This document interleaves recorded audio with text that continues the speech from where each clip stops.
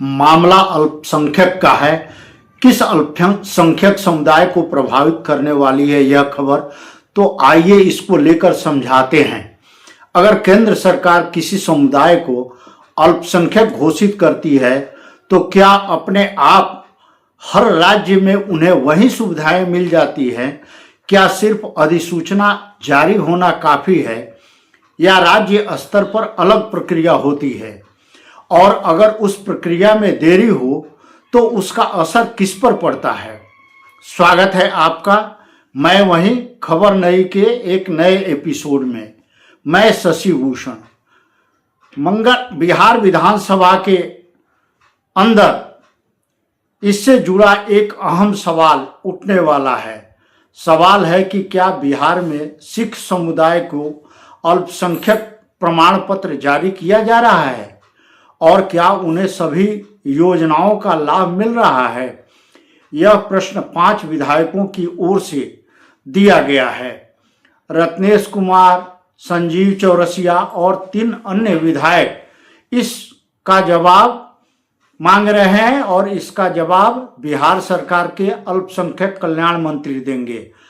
आज हम आपको सरल भाषा में समझाएंगे क्या है मामला और क्यों है महत्वपूर्ण, तो और इसके राजनीतिक सामाजिक मायने क्या है। सबसे पहले मूल प्रश्न समझिए। भारत सरकार का अल्पसंख्यक कार्य मंत्रालय कुछ समुदायों को राष्ट्रीय स्तर पर अल्पसंख्यक रूप में अधिसूचित करता है। इन समुदायों को छात्रवृत्ति, शैक्षणिक सहायता, कौशल विकास योजनाएं और आर्थिक सहयोग जैसी सुविधाएं मिलती है। अब सवाल यह है कि क्या वही सुविधाएं बिहार में सिख समुदाय को व्यवहारिक रूप में मिल रही हैं? कागज पर अधिसूचना होना अलग बात है, लेकिन जमीन पर प्रमाण पत्र बनना, डेटा दर्ज होना और योजनाओं का लाभ मिलना यह प्रशासनिक प्रक्रिया है। विधायकों का सवाल इसी बिंदु पर केंद्रित है। क्या बिहार सरकार सिख समुदाय को अल्पसंख्यक प्रमाण पत्र निर्गत कर रही है? अगर हां तो कितने लोगों को मिला है? अगर नहीं तो देरी क्यों? अब आप सोच सकते हैं एक प्रमाण पत्र से इतना फर्क क्या पड़ने वाला है। फर्क पड़ता है।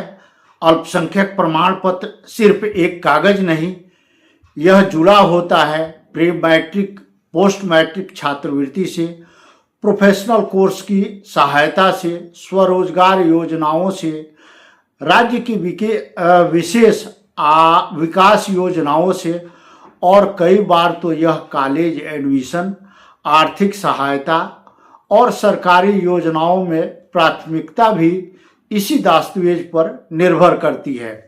अगर प्रमाण पत्र जारी नहीं हो रहा है तो लाभ भी नहीं मिलेगा, और अगर लाभ नहीं मिलेगा तो सवाल उठना स्वाभाविक है। अब आते हैं राजनीतिक और जवाबदेही पर। विधानसभा सिर्फ बहस का मंच नहीं है, यह जवाब मांगने का संवैधानिक स्थान है। जब कोई विधायक प्रश्न पूछता है तो विभाग को आधिकारिक जवाब देना पड़ता है। यह जवाब रिकॉर्ड में जाता है, तो यही लोकतंत्र की ताकत है। यहाँ मुद्दा सिर्फ सिख समुदाय का नहीं है, यह मुद्दा है केंद्र और राज्य की नीतियों के तालमेल का। अगर केंद्र की अधिसूचना है तो राज्य में उसका अनुपालन कैसे हो रहा है? क्या प्रशासनिक प्रक्रिया स्पष्ट है? क्या जिलों में निर्देश दिए गए हैं? क्या ऑनलाइन पोर्टल सक्रिय है? इन सभी बातों पर अब विभाग को स्पष्ट जवाब देना होगा। विधानसभा में पूछा जाने वाला हर सवाल सिर्फ प्रशासनिक नहीं होता, उसका राजनीतिक संकेत भी होता है। तो यह प्रश्न सरकार को जवाब देह बनाने की कोशिश भी है। अगर सरकार कहती है सभी सुविधाएं दी जा रही हैं तो आंकड़े सामने आएंगे, और प्रक्रिया लंबित है तो सुधार का दबाव बनेगा, और अगर कोई तकनीकी अड़चन है तो वह भी सार्वजनिक होगी। यानी सवाल बहुत से आगे जाकर नीति के क्रियान्वयन की पड़ताल है। अब निगाहें रहेंगी। क्या अल्पसंख्यक कल्याण विभाग स्पष्ट डेटा देगा?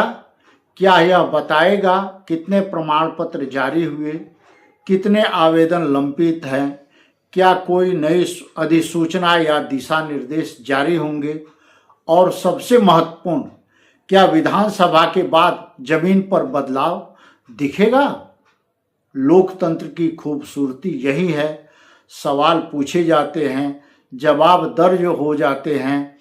कल विधानसभा में उठने वाला यह प्रश्न सिर्फ एक समुदाय का मुद्दा नहीं, यह नीति और उसके क्रियान्वयन की परीक्षा है। हम विधानसभा की कार्यवाही पर नजर रखेंगे।